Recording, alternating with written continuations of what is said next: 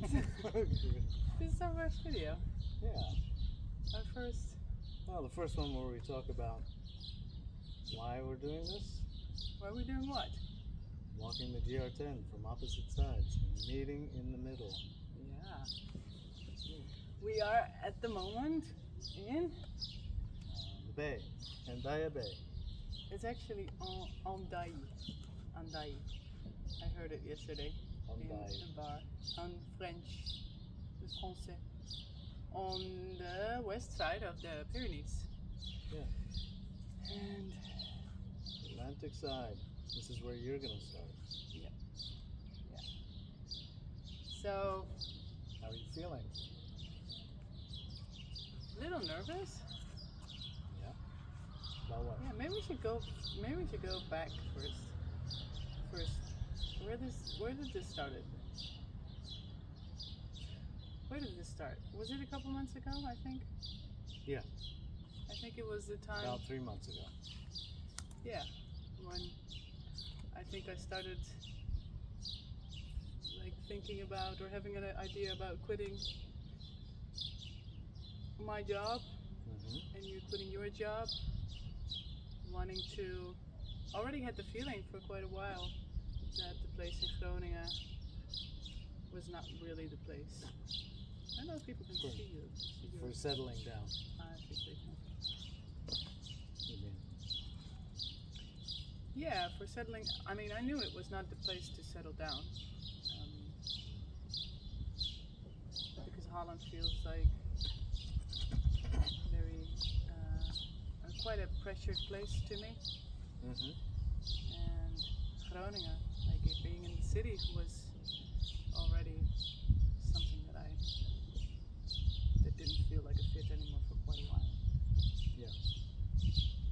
But it was nice. I had the apartment. For like 11 years and like went away and came back and went away and came back, and then you were coming with me and we've been living there together for 2 years now. A little bit less, 1.5. Yeah. So now it's different in that there's nothing to come back to and everything is in our van. And now looking for a new place. But I feel like that's not where necessarily the walk itself started. I feel like that was something a little bit different, the idea for that. Yeah. I think the idea for the walk, so it was first the idea that I was only going to walk, right? Yeah. Like that I was going to walk, that's so nice. Make sure that I'm not falling. The shortest walk. Yeah, it would be a very short walk.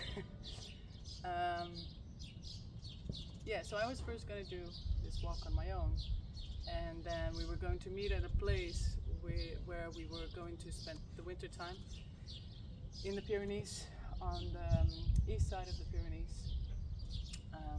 But that didn't go through. So yeah, but I will talk a little bit about why I wanted to do the walk. So I had this feeling for quite a while that I was pretty trapped in Holland, especially with the residence permit that we were getting for you, and with the work that I didn't feel like I was doing work that like came from internal motivation and desire, and yeah, it was quite a bit of pressure and stress, and I really felt like I needed a reset. I think that was the main thing for me, and I was like, I want to do something like to challenge myself and to be alone. In the past I've had quite some fears of being alone, not really knowing, I think, who I am and what to do with myself and how to be internally driven and motivated. So actually needing a lot of people around me, and also quite emotionally depending on other people. And I thought this was a good way to depend on myself for a while. And I think it still will be. Yeah. Well, it's a big step. You haven't even really been backpacking, Nope. so For a couple of days with you. for a couple, yeah, We did because some, I was like, did we some should do practice in the something. Ardennes. You should go out and camp before you go for 4 weeks Oh my god. on your own. So this is the whole thing. Like, I have an idea, and then I'm approaching the idea with like, I'm just gonna do it, and then Yeah. I will just see everything as it goes, like when I'm doing it. But actually, it was really good that you forced us to do at least some kind of preparation moment. Yeah, and Make my burn out. I feel really thankful for that. at the time you didn't even have any gear. Like a sleeping bag and a backpack was all you had. Yeah. Yeah. So This was, really so for the record, this was 0.0. like 2 months ago, I think. Yeah, about 2 months ago, a little less. For what? The Ardennes. That we camped Oh in the yeah, Ardennes. right. Yeah. And I find it pretty funny because I remember one night when you were out camping in the camper van alone and you heard some noises outside and you, I think, bruised yourself pretty badly, panicking to the front seat and then calling me. This was someone that like slammed on the camper van like with like a stick and like yelling and whatnot, and it was still dark and I was actually in the middle of a city. But apparently when I like drove away with, of course, like full speed and a heartbeat like I realized that they were putting up the market on the parking place. So there was actually nothing to fear, but that was one of the moments I think I've never been so scared. Yeah. Yeah, that was crazy. Oh my God. I think it's also it's quite a choice because you are from Holland, which there's not. It's a very extremely safe place with no wilderness at all. And even there, I can be scared. Yes. Yeah. It's like the safest place I've ever seen. Yeah. And not that the Pyrenees are unsafe, but it's a whole lot of things that you never experience in Holland. Exactly. Yeah. And not only that, this is a pretty strenuous hike. I've done a fair amount, and I think that even for me, this is, over the duration of time, going to be one of the most challenging things physically, the intensity day after day. So tell a little bit about that, because now I told about how I got to the hike. So then we were at the point where we knew that we were not going to that place in the east of the Pyrenees in France anymore. And then so I didn't have a place to go. So I'm figuring, what am I going to do while Nadine is 6 weeks at least on a hike? And so came up with the idea of why not start on opposite sides, and that way at least you still have alone time, but I can also do something. So started on with that plan. I also didn't have anything because all of my stuff was left behind in the US. So it's been a scramble to put together both of them. And now it's presented a whole set of different things. Like I had already started worrying about Nadine being alone on the trail with no experience. And then I had to think about me doing the trip as well. And now can't just stop at some point and go and drive to her, because I'll also be walking. That was also a little bit of a switch in my mind, because otherwise I knew that, you know, whenever I would be like, I can't do this, can you please bring me up, that you would be there and that you would probably be there within like a day or two, you know. But I don't have that security anymore. And also that it's only like a 50% coverage of like cell coverage over the whole trail.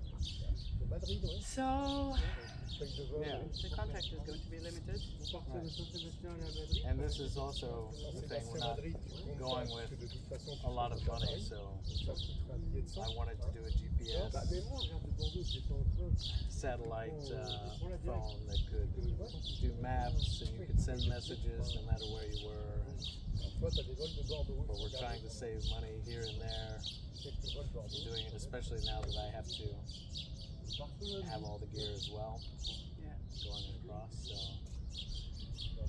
that also makes me more nervous and whatnot.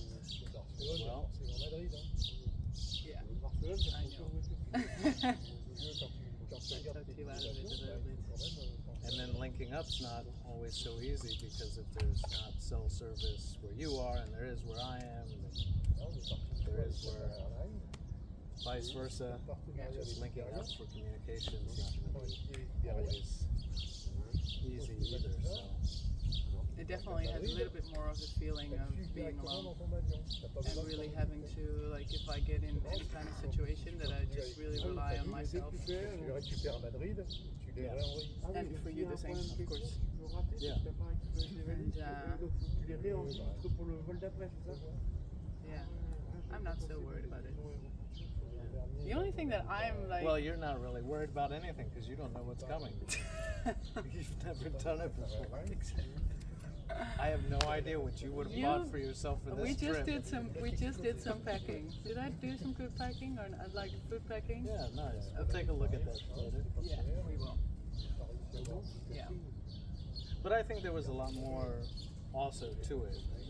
You were saying that you wanted to do something alone and there was stress from the time before. There was also a lot of pressure on the relationship. Yeah. Like our relationship was great, but there were some intimacy things that were difficult because of all the stress and just because of, I think, past history before you and I. And I think there was a little bit of a trapped feeling there too. Yeah. Just wanting to like sort that out mentally and emotionally too. So I think there was a lot. Fears and hopes. Yeah. Definitely. And that is also why I wanted the reset, because all of that, like the baggage and the stress from like the fast things, also between us, like the pressure that I felt, also because of this, like the residence permit. I just want to like be able to leave that behind and be in the present where we are right now, and we're in a very good place together. Yeah. Not physically, but like we're in a very good place in the relationship. Yeah, quite good. And I think that was also, there's been a lot leading up to the walk as well, because you quit your job and then you did a 3-week workshop for straw building. Yeah, which was really, really cool. Like it was like with a group of 15 people, we built a straw house, and very intense. So it was like 3 weeks long, from 8 in the morning until like 8 in the evening. Like being together, like working together, eating together, talking, a lot of interactions, which was amazing and super, super tiring as well. And then right from there, then we were going to pack together the apartment and for the walk, and then go down a couple weeks after that. But you had signed up for a 10-day silent meditation. I'd signed up for it, and then I was on the waiting list. You were on the waiting list, and I didn't at the beginning think it would go through. But then you found out that was going to happen, so Yeah. you were also involved with that, and I think that also helped out with the relationship and feeling a little bit more comfortable. I feel more comfortable about you doing the walk. Yeah. It's made things nicer and more close between us after this. Both projects, the project of the Straw House helped us, I think, and then also the meditation quite a bit. So, Yeah, and I think mostly the meditation, what I did, like that's very relying on like on the self and on the physical and mental part of myself, like it's really going to give some trust, or going to is giving me some trust to be able to do this. yeah. So that's really nice. That put a little bit more worry on me practically, because I was packing up the things for the apartment, Yeah. all of In 3 a days. place that you'd been in for over 10 years. So all of the stuff that were your things. Yeah. So making sure that kept the right stuff, didn't throw away the wrong So things. I was in this like meditation mode, and like within my meditations, like I was getting distracted, and I was like, okay, did he pack his like passport? Did he pack like some pictures that I have in my head, like that he should take? And there were some like other things, so I was like, oh God, I don't have any control over this. I should just let this go and like let Sean do the whole thing. And then you were coming to pick me up after Vipassana. And first of all, I was coming in like a completely like clean camper van, of which my mom has been so sweet to help you with that. And you packed everything, every single thing, and even more than I'd expect. And I was like, do you also have this? Did you also take this? The only thing you didn't take was my old phone, where all my things were on. But I forgot about that since a couple of days. So that turned out really, really well. And also for me to be able to let go of that control and trust you with that. It was an interesting circumstance. Because then it was also packing for not just the apartment on my end, and you having to let go and trust in that, but also for the walk. So like if I'm in a backpack, I'm pretty careful about what I bring, even if I don't plan so well. But to do that for somebody else that also doesn't have so much experience, it felt like quite a bit of pressure. If I forget something, it's okay, it's on me, for my stuff. If I forget something essential for you, then that's like... It also felt like you felt really responsible for overall the trip that I was going to do. You were very busy. Yeah. Yeah. And I can imagine. Yeah, because usually people take many trips before they do something like this. Because if you don't have the right stuff and you're gone for 3 days, you figure out, oh, I could use this thing the next time, I could use that thing the next time. If you're gone for 2 months, right, then the trip may last 3 days, 5 days, and you're like, this is awful. Yeah. Because this experience of like what kind of things to bring is accumulated over a long time of trial and error and practice. But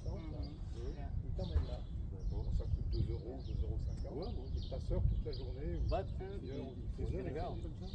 We're gonna go, and we're very curious where we're going to meet. If it's really going to be somewhere in the middle along that like 450 kilometers from both sides, or if it's going to be much more on this side or much more on the side where you've started. And then we'll keep on going with the two of us. What are you most worried about now? What scares you? I think, no, I know that the weather scares me a little bit.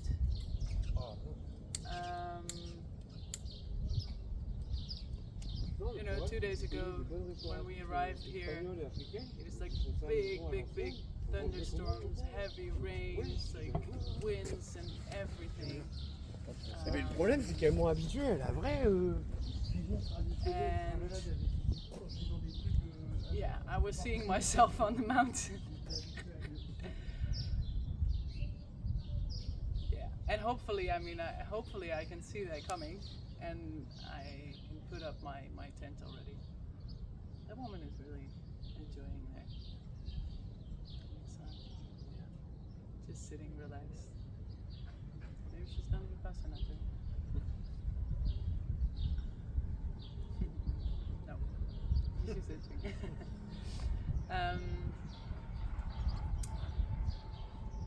Yeah, so that I'm a little bit worried about the wild camping itself. I can be quite scared quickly about those things, and like if I see a certain type of person, or like I have some suspicion of like something, then I'm like scared and I can't get it out of my head. So that's a little bit of an insecurity and a worry, if I will. I also think that I can get over that pretty quickly, but it's going to be a little bit of a thing, I think, in the beginning. And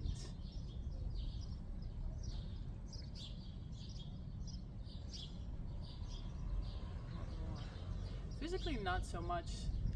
I think I can do it physically, and like if there happens something, then that happens. Yeah. You know, then I can continue. So I'm not so worried about that. A little bit worried for like if I get into a situation where I feel very, very unsafe. That's actually right there. That's me.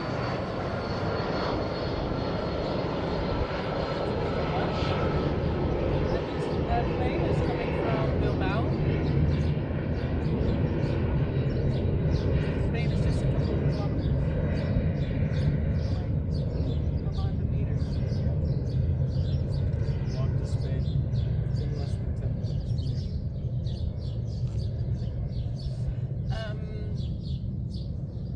Yeah, not being able to contact. Like if I'm feeling very unsafe, that I really have to rely on my own. And yeah, I'm not worried about food. I'm not worried about water. I'm not like, yeah, no. And you? Well, outside of being occupied with a worry of, you know, how you're doing, physically is what I'm worried about for me. I still have some issues with my leg. Some weakness and some pains. We can tell a little bit about it. I was, my left leg was paralyzed just a couple of years ago, really. 2.5 years ago, I still couldn't walk. And so this is the first really long solo thing that I've done that's strenuous. I do pretty well now, but I still feel it. I'm still in pain. So I'm just hoping that it holds up for the whole journey, that I don't get re-injured. That kind of thing. So we'll see. But that's my main concern, my main worry is physical. I'm not so worried about the mental or being in the wild. Worrying about you and worrying about my physical side.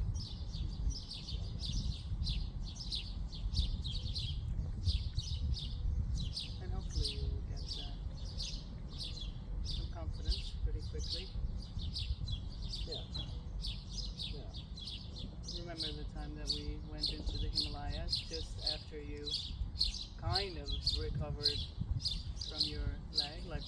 walking again. You were doing so well. Slow and with Very pain, slow. Yeah. but doing it. And then after this, because this is for me, this feels like, still feels a little bit like an in-between period of where we're going to do this, and I think also is, for me, a big part is like becoming a little bit more solid in just me as a person, like standing there, physical form, mental form. Because the thing that we're going to do, I think, after the walk requires some good strength, mental strength, physical strength. Yeah, most of my fears and worries are what is after the walk is done. Right. So I have some concerns about financial things and finding a place and where will home be. That's a lot of, more than the walk itself, that's what is in my mind. And how to make that happen and not have the stress of everyday life creep back in when we have even less money than the little that we have now. Right. And we don't have a home, we don't have a source of income. So that's, We can always go back to, that's the thing, I think. We can always go back to a job. We can always go back to earning money. I think we both know that we can easily earn money. But yeah, as long as things don't change in the world and the exactly. economy stays the same and the jobs that we go to are back and we have enough money to put a down payment for rent and all this. Like, of course it can still work, but how much stress will it be? I have faith that everything will be good, but in the back of the mind, there's always that piece, which is what makes jumping and doing this kind of thing, for me, the hardest part. To go and do a big wild walk, that's not near as scary to me if I still have things back home that I go to. But making the leap of quitting everything, including the home, that's the hardest part, to make a big change in how you're living life. Yeah.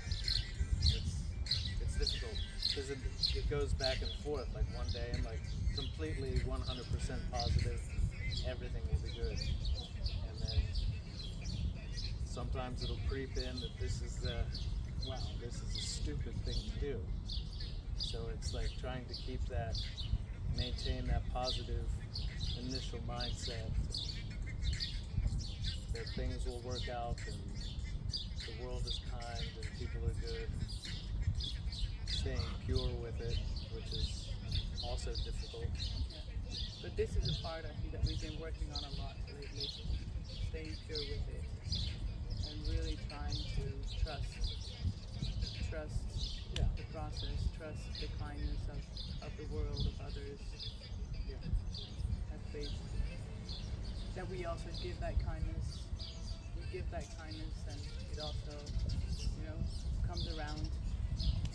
Yeah, and it's easy to do things when things are easy. It's easy to be kind when things around you are kind. To maintain that when you have fear or something that is not so nice happens, and to stay in that same dance where it's a challenge and it can be really scary. So it's going to be one long, big process. Exciting. Still happy you're doing it. Yes. That we're doing Amazing. I've been pretty solid on this, especially for the last couple months. That this is like, that we can do this. Like, in the last couple months, I lot of confidence and trust that we can do this, partly because we also set up our own exercise program in Groningen, in Holland, and where we do things like donation based, which like was lovely to do, and lovely people came around, and actually so many like only good things came from that, and that really made a shift in my mind, where it's like if things come from a pure place. And there has also been moments that like it was not pure, and that it was, my mind was a little bit diluted, and like that I felt like some fear creeping in. And then you were there to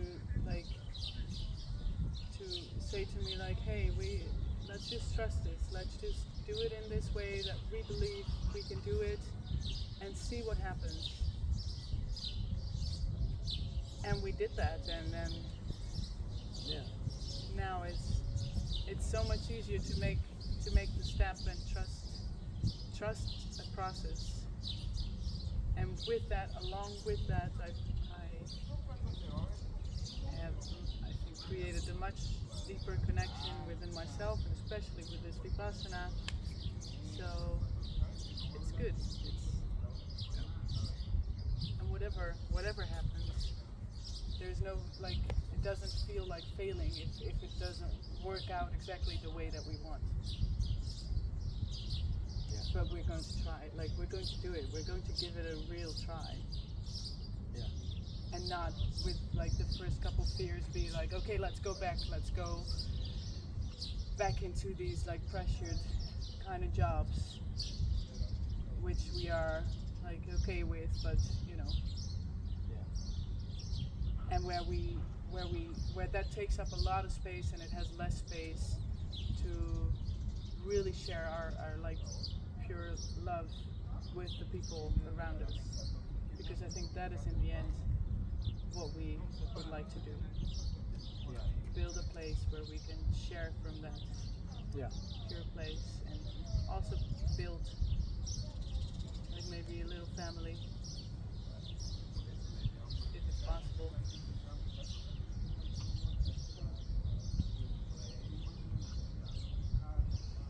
Well, tomorrow you leave, Yes. and then we'll see each other in about 4 weeks. Somewhere in the middle. Somewhere in the middle. Or on the side. Side. Who knows? So, we're going to share quite a few things with you. This was a pretty long conversation, long introduction to what we're going to do. And if you want to come along, if you're curious, if you have maybe always wanted to do this but didn't feel like you could, you can come along, and Yeah. Having other people along in the journey is also encouraging. So, all right. yeah. Also feel free to send your questions and things like that, so that we're not so practiced at this kind of thing. So if you have questions, things you'd like to know, that also helps us figure out what to talk about. And I think it is that's also the nice thing about Patreon, right? That if you want to have access to a little bit more private videos, which I don't know, could be about very deep vulnerabilities, or long videos about very particular stuff. You can also send in a request for that. If you want to know how we did certain things, then we'll do our best to respond and make videos that are what you want to see, what you've thought about. things that you have concerns with in your own life, your own journey, more concerns about And probably ours. right. Yeah. I'm sure that probably we've been through a lot of those fears that Or come up, will go through or that. will go through. Yeah. Yeah. And that makes it also a little bit more interesting, right? That it's not only our journey. It's a journey of many people, and I think as people we experience a lot of the same things. So it's also really nice to be able to share that and not keep it for ourselves, but yeah, share And the journey. this kind of thing is like, it's an extreme version of normal life, really. So all the same fears we have pretty much in a day-to-day life.